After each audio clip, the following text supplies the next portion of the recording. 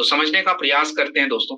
मोटापा कोई बहुत बड़ी समस्या नहीं है, हमने गलत तरीके से उसको समझ रखा है। अगर हम उसको सही तरीके से थोड़ा समझने का प्रयास करें ना, तो चला जाएगा। देखिए, साइलेंट है मोटापा, बहुत ही साइलेंट, चुपके से आपके घर में पहुंच जाता है, और चुपके से जब पहुंच जाता है तो फिर आपको कर देता है वो प्रॉब्लम, फिर आपको करता है दिक्कत। अब वो क्या है पहले समझते हैं। हमारे भारत में मोटापा की एक्चुअली प्रॉब्लम क्या है, इसको थोड़ा सा जानने का प्रयास करते हैं दोस्तों। देखिए, अगर मैं बात करूं आपको, तो होता क्या है, हमारे भारत में आज की जनसंख्या तो देखो ज्यादा है, 150 करोड़ से ज्यादा है। लेकिन 2024 के आंकड़ों के आधार पर अगर बात किया जाए तो भारत में लगभग 1.43 बिलियन, 140 करोड़ के आसपास लोग हैं, जिसमें से 42 करोड़ लोगों का वजन ज्यादा है, नॉर्मल वजन से ज्यादा है। और उसमें से अगर देखा जाए 17 करोड़ ऐसे हैं जिनका मोटापा की दिक्कत है।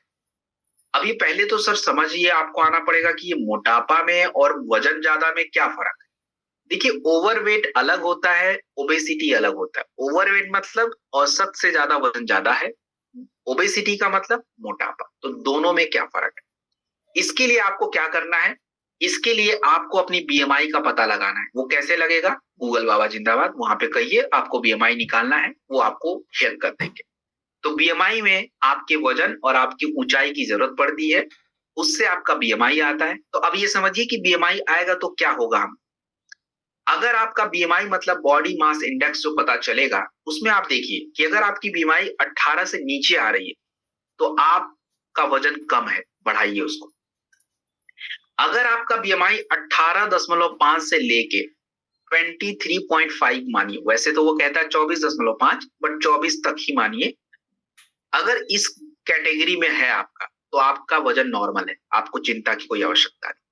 लेकिन अगर आपका बीएमआई 24 से बढ़ना शुरू हो रहा है और वो 29 तक जा रहा है, तो 24 और 29 के बीच की बीएमआई को कहते हैं ओवरवेट, मतलब आप अपने वजन से ज्यादा है आपका वजन। अभी प्रॉब्लम तो ज्यादा नहीं हुई है, बट हो रही है। और अगर आपकी बीमारी 29 से ज्यादा हो गई है, 30 से ज्यादा हो गई है, दोस्तों खतरे की घंटी है। अब आप मोटापा की बीमारी के शिकार बन गए हो, भले आपका दिखे या न दिखे, बट यू आर ओबेस। बच्चों में मोटापा ने रिकॉर्ड तोड़ रखा है। शहर में मोटापा पहले से ही ज्यादा था, आज भी ज्यादा है। और गांव वाले शहर को पकड़ने के पीछे लगे पड़े हैं, तो उनके मोटापा की स्पीड और तेजी से बढ़ रही है। पूरी दुनिया में भारत नंबर तीसरे पे आता है, चाइना यूएसए के बाद। मोटापा की वजह से हमारी 10 साल की लाइफ वैसे ही खत्म हो जा रही है। मोटापा के पीछे जो सबसे बड़ा कारण है, आपके शरीर में आवश्यकता से अधिक चर्बी। और ये चर्बी ही नहीं है दोस्तों, this is a kind of cancer. क्योंकि बीमारी देखिए किसी के घर में कभी भी किसी के शरीर में आ सकती है, लेकिन मोटे लोग को जल्दी आएगी, इस बात की गारंटी। बीमारी तो कभी भी किसी के घर में आ सकती है, बट मोटे लोग को थोड़ा जल्दी आएगा। क्योंकि दोस्तों, मोटापा, आप किसी भी डॉक्टर की स्टेटमेंट सुनिए, किसी भी मेडिकल प्रैक्टिशनर की स्टेटमेंट सुनिए, डायबिटीज सबसे ज्यादा होता है मोटे लोग को, 4 से 5 गुना उन्हीं को होता है। हार्ट अटैक, स्ट्रोक, कोलेस्ट्रॉल बढ़ता है सबसे ज्यादा किसको होता है, मोटे और ओवरवेट वाले। महिलाओं में जितनी महिलाओं को पीसीओएस पीसीओडी है, आप एक बात, जब भी महिला कोई बोले कि मुझे पीसीओएस है, मुझे इनफर्टिलिटी है, आप उसका वजन देख लेना, 100% वो अपने औसत वजन से ज्यादा होगी, 7 गुना ज्यादा है। और गठिया, गठिया में तो भाई साहब हो, अगर आपका वजन बढ़ गया, आप अपने घुटनों को वैसे ही खराब कर दोगे, क्योंकि इतना सपोर्ट के लिए तो बना ही नहीं ना घुटने, एक नॉर्मल वजन के लिए है वो। और हम उसी वजन बढ़ा के दौड़ते रहते हैं। ओहो भाई साहब, पहले कम कर लो वजन भाई। डिप्रेशन, एंजाइटी अलग ही चल रहा है। और कैंसर, कैंसर की तो क्या ही बात की जाए दोस्तों। कैंसर तो आप समझिए कि मतलब किसी को भी हो सकता है, बट हमारे शरीर में आज के टाइम पे 13 प्रकार के कैंसर हो सकते हैं, 13 type of cancer. Breast cancer, brain cancer, blood cancer, stomach cancer, और आपके ओरल कैंसर, गले का कैंसर, आंतों में कैंसर, कोलन कैंसर, क्या है तो नहीं है।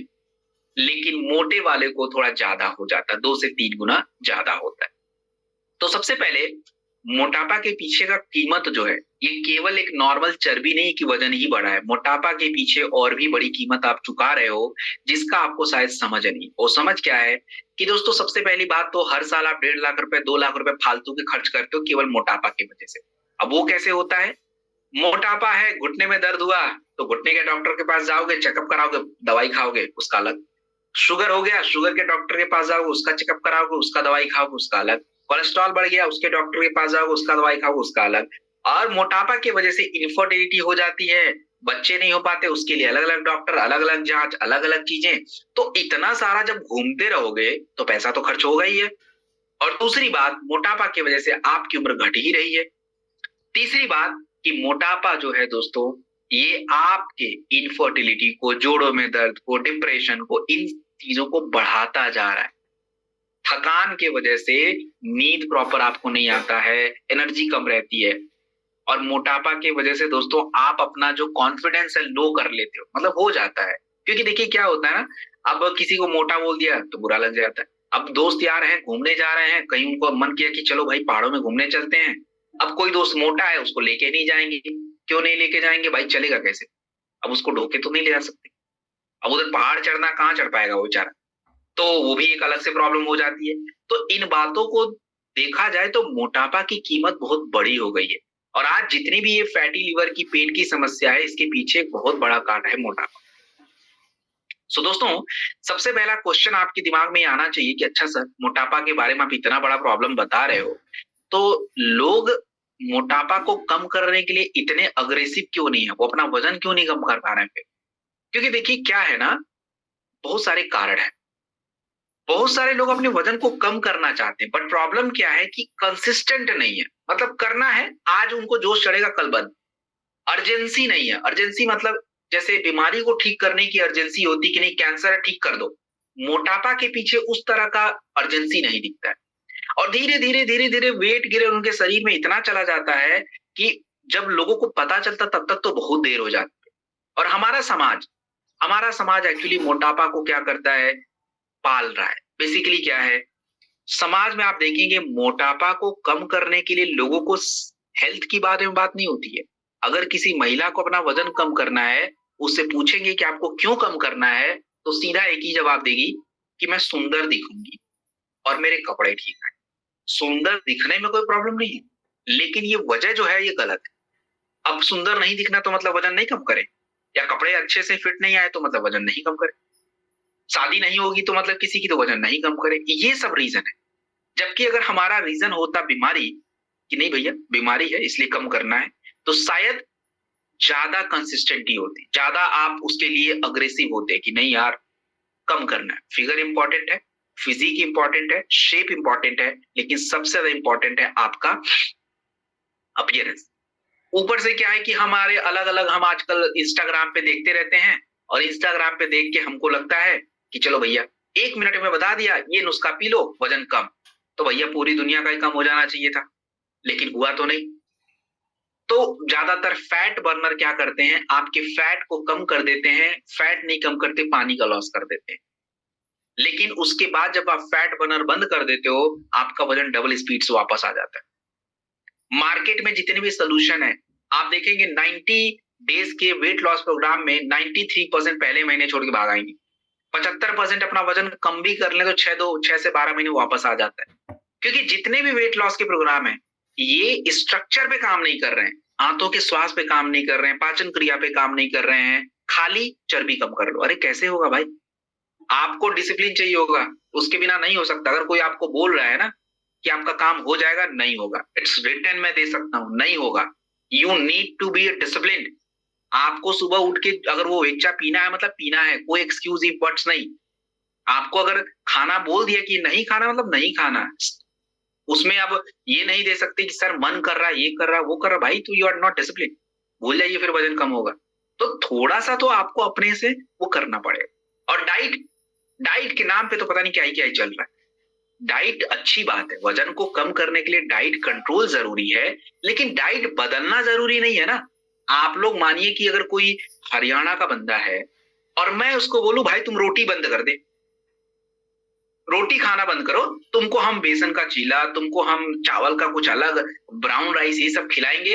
भाई साहब एक दिन तो उसको बहुत मजा आएगा, 2 दिन भी मजा आएगा, तीसरे दिन बोलेगा भाई तुम्हारा वेट रखो तुम अपने पास, मैं अपना रोटी पे चलता हूं। हर स्टेट की अपनी कहानी है, हर जगह की अपनी कहानी है, क्योंकि सबको एक अपना एक डाइट पता है। राजस्थान वालों को खाना अलग है, यूपी का खाना अलग है, बिहार का अलग है, हरियाणा का अलग है, साउथ इंडिया का अलग है। तो हम किसी के डाइट को ड्रास्टिकली बदल ही नहीं पाएंगे। एक दिन खा के अगले दिन बोर हो जाते हैं, हमें चेंज करना पड़ जाता है। तो हमें थोड़ा सा स्ट्रक्चर को समझना पड़ेगा कि भैया सही सोल्यूशन बताओ। तो सही सोल्यूशन अब समझिए कि मोटापा हुआ क्यों। मोटापा के पीछे जो सबसे बड़ा कारण है वो होता है, सबसे पहले तो देखो आपके शरीर का प्रोटीन का कमी। अच्छा, प्रोटीन से मोटापा का क्या कनेक्शन है बताऊंगा, क्या कनेक्शन है। दूसरा, खाना खाया बट वो खाना प्रॉपर मशीन में जाके काम नहीं कर रहा है, मेटाबॉलिज्म स्लो हो रहा है, प्रॉपर पच नहीं रहा है, दूसरा वजह। तीसरा वजह कि भाई खाना खा तो लिया, माना कि खाना पच भी गया, लेकिन पचने के बाद आपके ब्लड में जाने का जो मार्ग है, मार्ग ही बंद कर दिया आपने। आंतों का श्वास गड़बड़ है। अब आंतों का श्वास गड़बड़ है तो कोई पोषक तत्व आपके ब्लड में जाएगा ही नहीं भाई, पहले ही प्रॉब्लम शुरू हो गई वहीं पे। तो जब तक इन तीनों स्ट्रक्चर पे काम नहीं करेंगे, आप ट्रस्ट करिए आपका वेट कंट्रोल ही नहीं हो सकता। हो भी गया वापस आएगा, गारंटी। हमने बहुत रिसर्च देखे, आप देखिए बहुत सारे लोग आपको मिलेंगे कहेंगे अच्छा कम किया था वापस आ गया। तो जब तक ये तीनों को आप फिक्स नहीं करोगे नहीं हो सकता। और मोटापा एक मेटाबॉलिक डिसऑर्डर है। क्या होता है मेटाबॉलिक डिसऑर्डर? आपके खाना पचने की क्रिया वो भी मेटाबॉलिज्म का हिस्सा है, और दूसरा खाना पचने के बाद जो शरीर में ऊर्जा बनने का पूरा प्रोसेस है ये भी मेटाबॉलिज्म है। तो अगर इस क्रिया के दौरान कहीं भी दिक्कत आ रही है, वेट बढ़ेगा, 100% बढ़ेगा। तो सबसे पहले प्रोटीन का वजन से क्या कनेक्शन जानिए। भारत में 10 में से 8 व्यक्ति के शरीर में प्रोटीन की कमी है। अब आपको मैंने पीछे भी बताया कि भाई प्रोटीन कम है, लगभग 75% प्रोटीन लोगों में कम है। जब प्रोटीन की कमी है तो आपकी मांसपेशियों का भोजन तो मिला नहीं, क्योंकि प्रोटीन कम है तो मांसपेशियां ब्रेक हो जाएंगी। मांसपेशियां जैसे ही ब्रेक हुई, आपकी एनर्जी लॉस, आपका मेटाबॉलिज्म स्लो, फैट गेन शुरू। अच्छा, प्रोटीन की कमी से क्या होता है, आपको भूख थोड़ी लगती है। अब भूख लगती रहती है, आप क्या करते हो, बर्गर, मिठाई और चिप्स, नमकीन, बिस्किट चलाते रहते हो। ये प्रोटीन तो है ही नहीं, कंटिन्यू खा रहे हो, ओवर ईटिंग होता जा रहा है, ब्रेन अलग तरीके से एक्सेप्ट कर रहा है उसको। प्रोटीन डिफिशिएंसी की वजह से आप भारत में देखेंगे ज्यादातर लोगों का क्या हो रहा है, आगे का पेट निकल जाता है, हाथ और पैर पतले होते हैं। तो जब आगे का पेट निकल जाता है, हाथ और पैर पतले होते हैं, तो लोग अपने आप को छिपाते हैं, क्या बोलते हैं, अरे नहीं नहीं नहीं हम मोटे तो नहीं है, बस थोड़ा पेट निकल गया। भैया कब तक एक्सक्यूज देते रहोगे, कब तक एक्सक्यूज देके? ब्रेन को बहुत मजा आता है, ब्रेन तो एक्सक्यूज के लिए मास्टर है।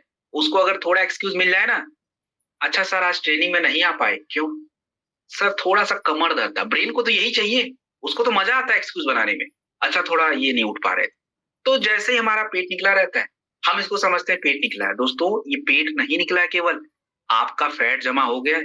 ये भी एक मोटापा का प्रकार है, इसको कहते हैं सार्कोपेनिक ओबेसिटी, मोटापा का ही प्रकार है। तो हमें इन बातों को समझना पड़ेगा आज के टाइम पे।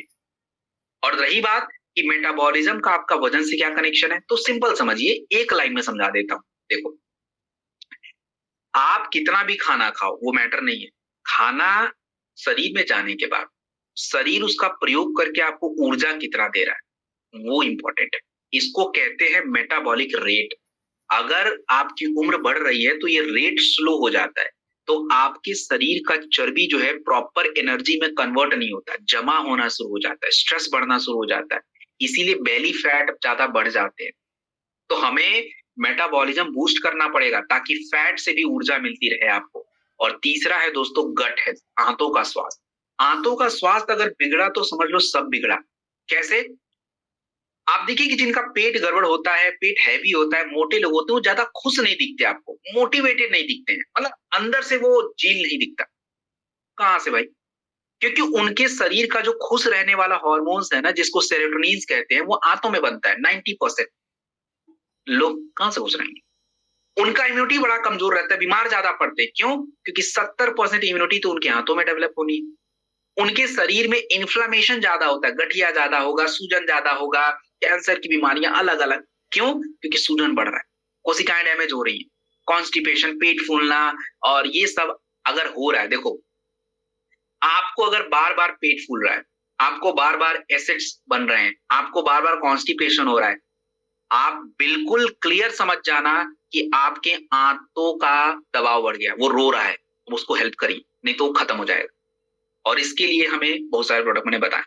तो प्रोटीन का हमने देखा, मेटाबॉलिज्म देखा, हमने गट का देखा दोस्तों, विद्या